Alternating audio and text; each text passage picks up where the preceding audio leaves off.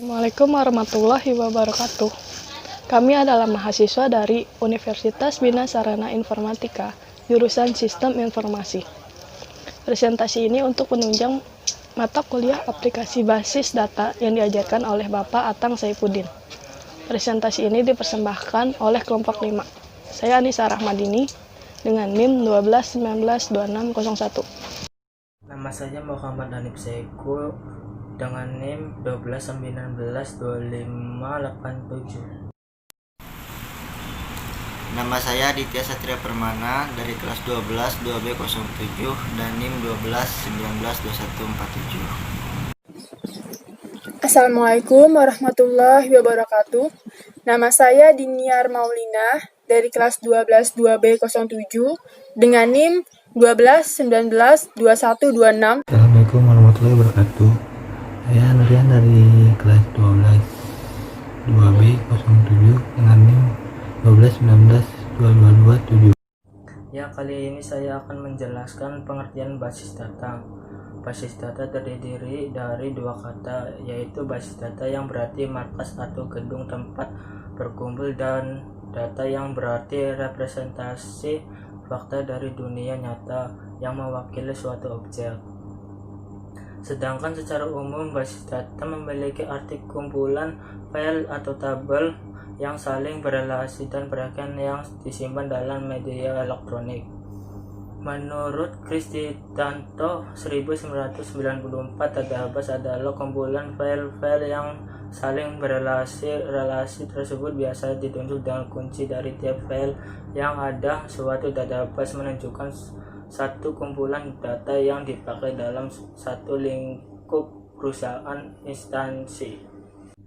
Sesuai dengan judul kali ini, kita akan bahas model data RD dalam kasus sebuah perkuliahan berdasarkan pengamatan sudut pandang mahasiswa yang mengikuti mata kuliah.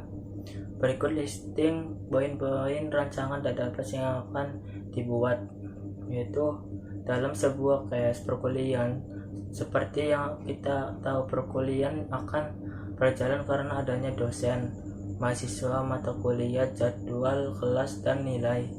Dosen bisa mengajar lebih dari satu mata kuliah. Jadwal berbentuk dari gabungan informasi mata kuliah dan kelas, dan mahasiswa yang akan mengambil jadwal yang tersedia akan membentuk kartu rencana studi informasi KRS mahasiswa. KRS yang terbentuk merupakan informasi mata kuliah yang diambil mahasiswa dan informasi nilai sesuai mata kuliah yang diambil tersebut KRS. Dan ini beberapa objek yang dipakai dalam kampus: mahasiswa, dosen, mata kuliah, KRS, kartu rencana studi, kelas, jadwal, nilai. Saya akan menjelaskan tentang mengidentifikasi jenis relasi. Setelah listening entitas, selanjutnya kita identifikasi relasinya. Karena sistem yang digunakan pada perkuliahan, dosen bukan mengajar mahasiswa, tapi dosen mengajar mata kuliah, sehingga mahasiswa yang mengambil KRS dari list jadwal adalah mengambil mata kuliah yang diajar oleh dosen tersebut. Berikut tabel entitas.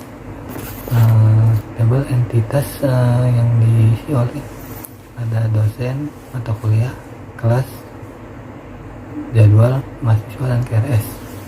Bentuk relasinya berikut dari mengajar, membentuk, menggambar, menghasilkan.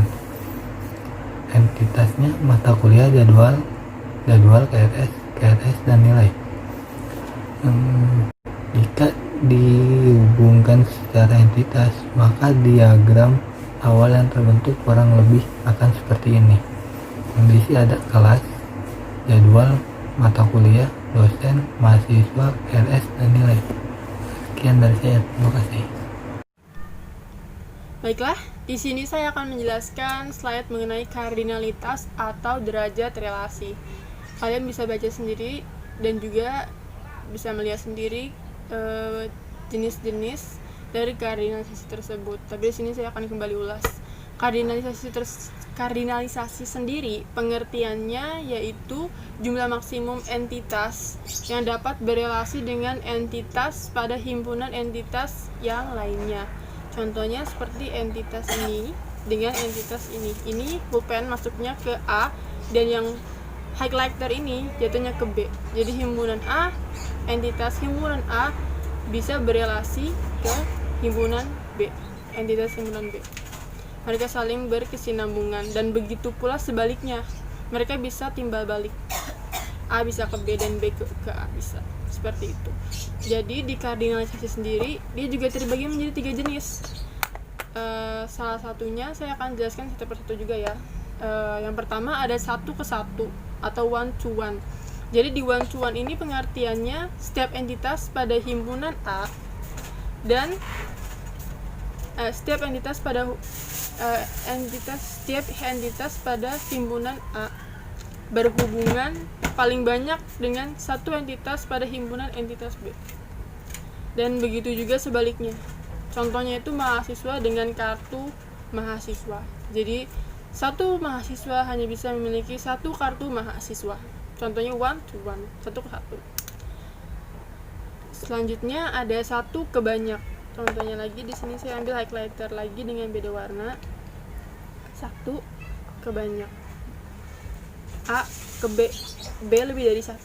Many. 1 to many. Artinya tuh setiap entitas pada himpunan A dia dapat berhubungan dengan banyak entitas yang ada di himpunan B.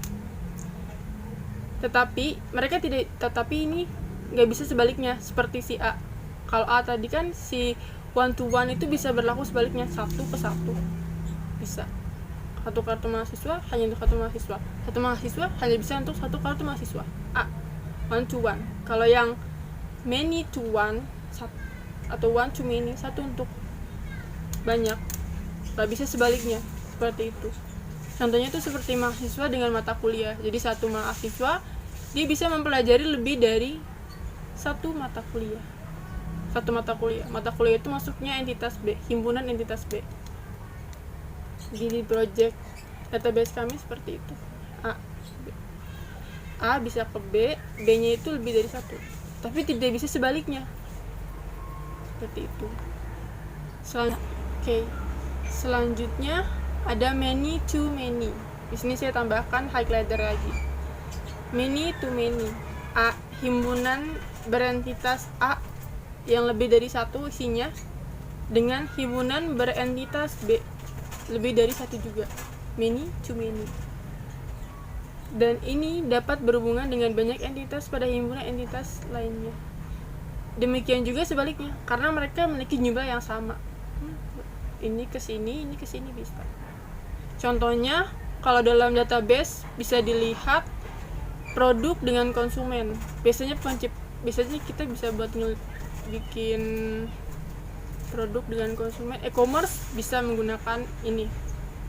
Many to many bisa. Karena kan produk dengan konsumen, jadi banyak produk untuk banyak konsumen. Bisa seperti itu. Tapi kalau di sini di project database kami, project kampus atau universitas pembuatan project ini, kami menggunakan 1 to many dan juga 1 to 1 dengan beberapa alasan.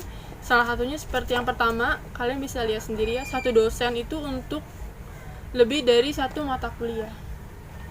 Oke, jadi tadi saya sudah menjelaskan tentang pengertian kardinalitas dan juga jenis-jenisnya. Untuk saat ini saya akan menjelaskan mengenai kardinalitas yang kami gunakan di proyek pembuatan database kampus atau universitas kami. Di sini kami menggunakan 1 to many dan juga 1 to 1. Di mana yang pertama, satu dosen untuk lebih dari satu mata kuliah. Jadi dosen bisa mengajar lebih dari satu mata kuliah, yang artinya kardinalitas dosen dengan mata kuliah berhubungan dengan 1 to m. Seperti itu. Dan yang kedua, satu hari untuk lebih dari satu mata kuliah. Di mana banyaknya mata kuliah yang membentuk satu jadwal. Jadi satu jadwal itu bisa isinya lebih dari satu mata kuliah. Bisa basis data, terus selanjutnya ada kayak programming, atau habis basis data bisa juga bahasa Inggris, seperti itu.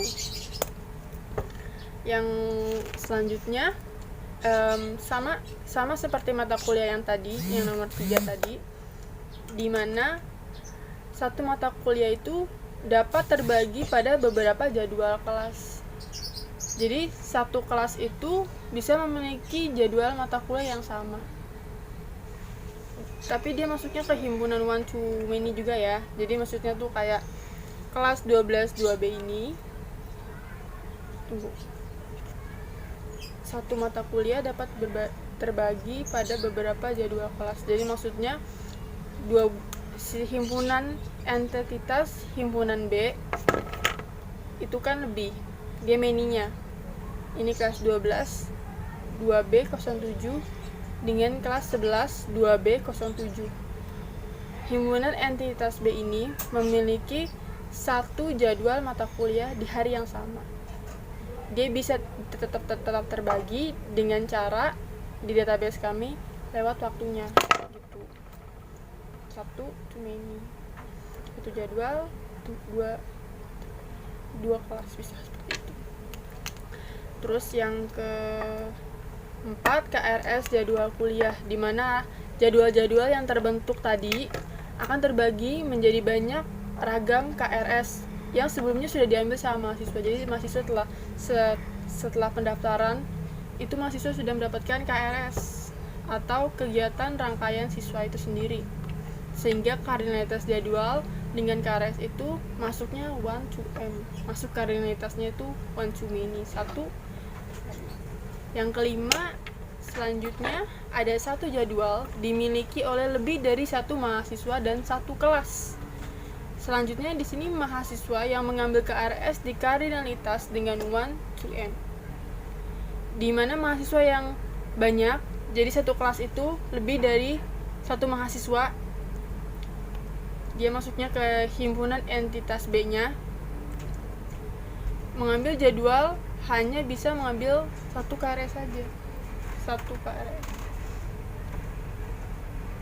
yaitu KRS yang sudah ditentukan oleh mahasiswa tersebut dari awal.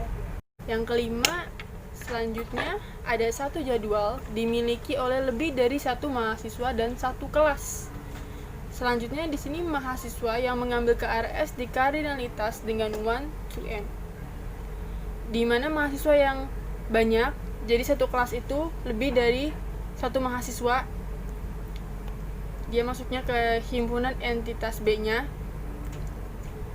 Mengambil jadwal hanya bisa mengambil satu KRS saja, satu KRS, yaitu KRS yang sudah ditentukan oleh mahasiswa tersebut dari awal. Maksudnya lebih ke fakultasnya. Baiklah, jadi yang nomor 6 ini yang terakhir. Di sini dimana dijelaskan tentang satu KRS yang dimiliki oleh satu mahasiswa.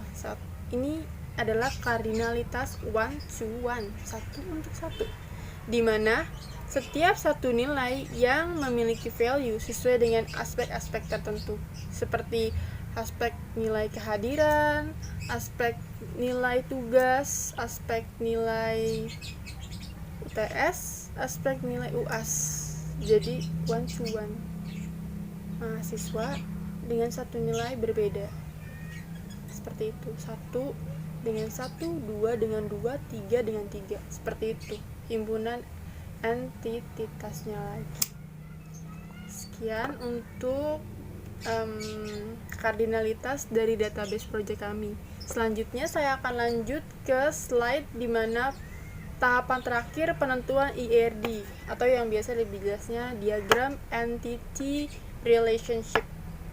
Jadi kita masuk ke spesialisasi dan generalisasi entitas. Langkah terakhir dari penentuan IRD sendiri itu adalah menentukan spesialisasi dan generalisasi sendiri untuk jenis entitasnya, entitas database kami. Di sini spesialisasi atau generalisasi sendiri itu adalah suatu teknik yang menyajikan sudut pandang yang berbeda di pemakai yang berbeda juga.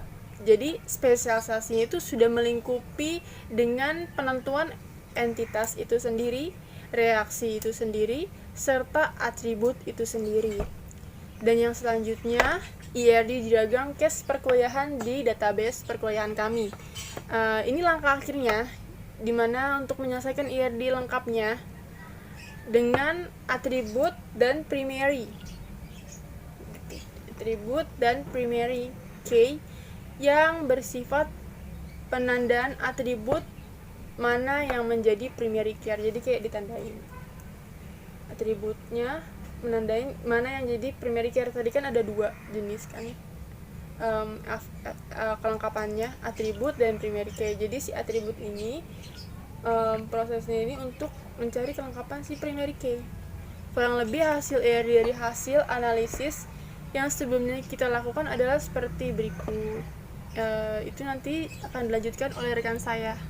Sekian untuk penjelasan saya tentang IRD, spesialisasi generalisasi entitas, serta tabel dan juga kardinalitas untuk database project universitas ini. Baiklah, selanjutnya saya akan menjelaskan mengenai tabelnya. Jadi, untuk tabel database project pembuatan universitas ini seperti ini ya. Dia terdiri dari 4 tabel dengan 8 entitas. Jadi, untuk entitas pertama di tabel nama sama dengan dosen. Jadi, untuk tabel nama di entitas dosennya, ini kita masukkan kode dosen dan nama dosen. Dengan table type-nya ini dia masuknya ke integer, dan sedangkan untuk nama dosen masuk tipenya dia ke varchar, dan panjangnya untuk panjang atau size karakternya 5 untuk kode dosen, dan nama dosen 30. Sedangkan untuk tabel jenis key-nya itu keduanya bukan kedua, tapi kode dosen, hanya kode dosen dia masuknya ke composite key. Kemudian untuk entitas mahasiswa di tabel nama ada NIM, ada nama mahasiswa, tanggal lahir, alamat, dan jurusan. Sedangkan di tipenya untuk entitas mahasiswa sendiri ada integer, ada varchar untuk nama mahasiswa, dan tanggal lahir untuk date, alamatnya tipenya varchar, dan jurusannya juga varchar.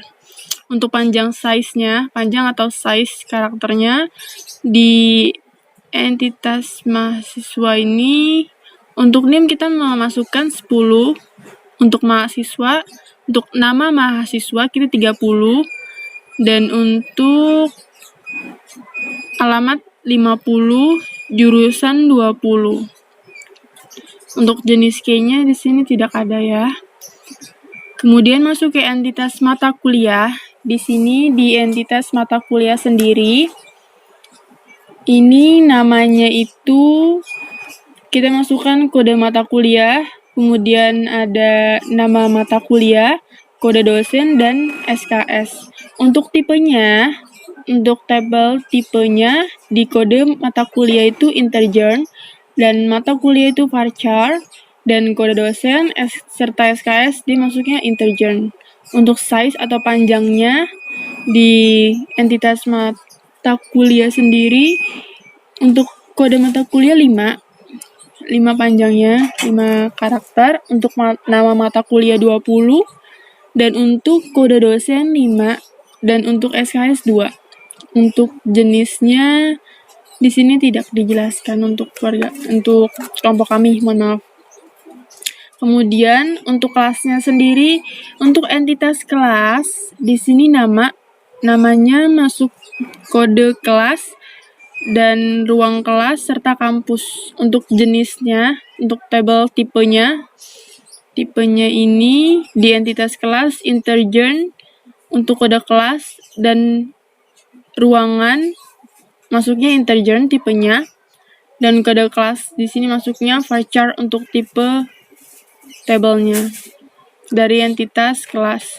Dan untuk panjang, untuk entitas kelas sendiri di sini panjang atau size-nya entitas kelas, untuk kode kelas kita memasukkan 5 karakter, ruang 3, dan kampus 3. Untuk jenis key-nya di sini sama, dia composite key. Kemudian untuk entitasnya ada KRS dan nilai. Ini dua entitas terakhir dengan tabel nama, type, dan panjang serta jenis key yang sama. Dan saya akan sebutkan ya, untuk di tabel nama entitas KRS, ini kita masukkan NIM, kemudian kode mata kuliah, kemudian kode kelas, kemudian ada SKS dengan tipe entitas KRS sendiri. Untuk NIM-nya integer. Oh, di sini rata-rata integer. Untuk entitas KRS sendiri di sini rata-rata integer. Namun untuk panjangnya atau size-nya untuk entitas KRS sendiri NIM 10, untuk kode mata kuliah kita 5, dan kode kelas serta SKS kita 5 dan 2. Dan untuk jenis key-nya kita menggunakan masuknya di sini composite key. Selanjutnya yang terakhir untuk entitas nilai, di sini nama, masukkan tabel nama di sini. Tabel nama ini sendiri. Ini kalau kalian bisa lihat tabel nama sendiri di sini. Kita masukkan NIM-nya lagi. Kemudian kode mata kuliah, nama mata kuliah, kode kelas, serta SKS dan nilai. Untuk tipenya sendiri di sini ada integer, dua jenis ini dari entitas nilai.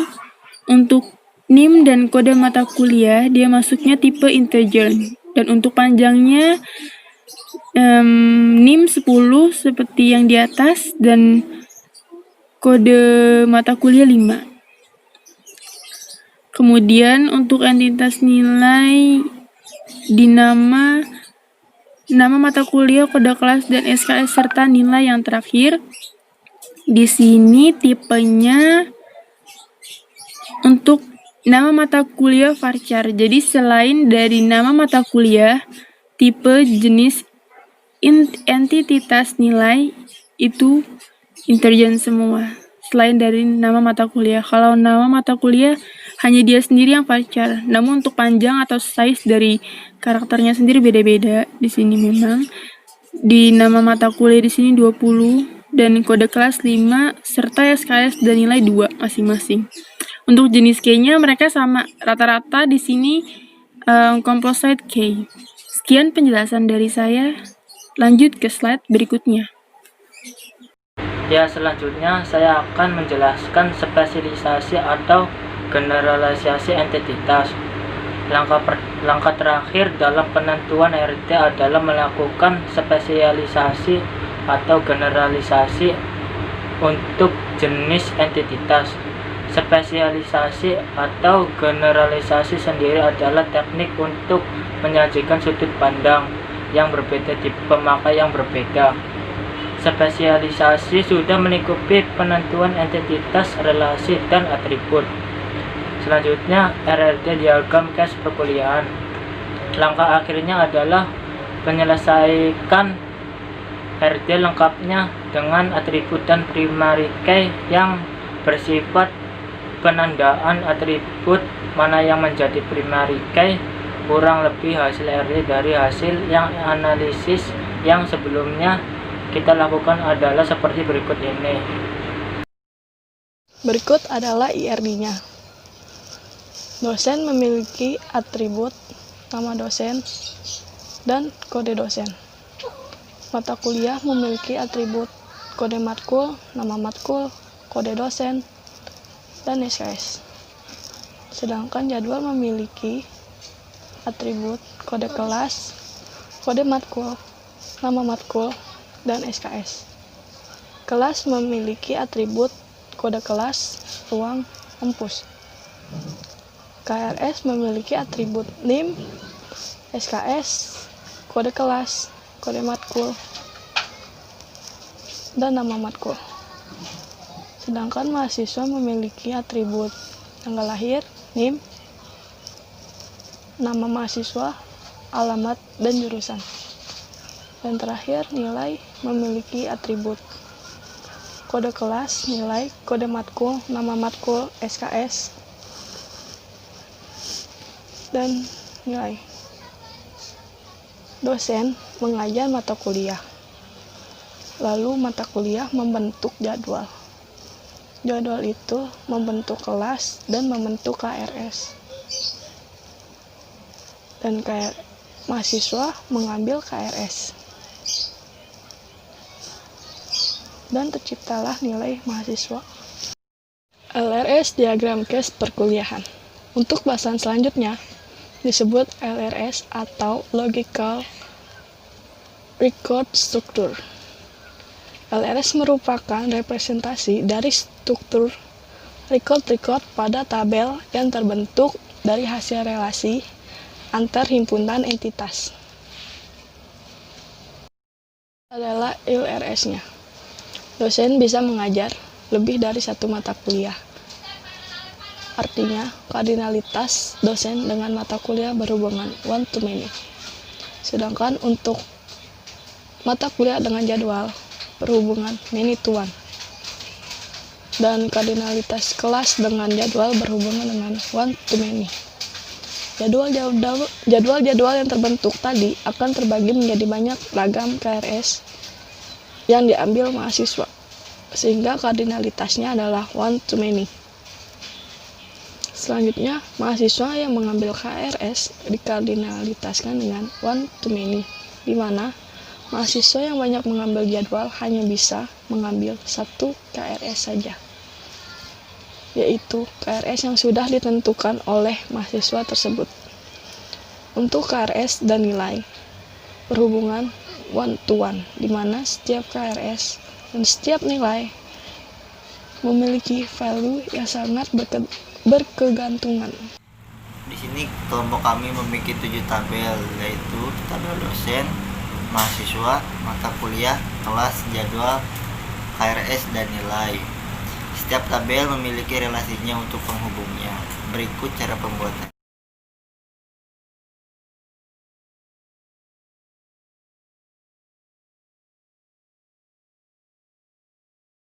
Kesimpulan, basis data terdiri dari 2 kata, yaitu basis yang berarti markas atau gedung tempat berkumpul, dan data yang berarti representasi fakta dari dunia nyata yang mewakili suatu objek.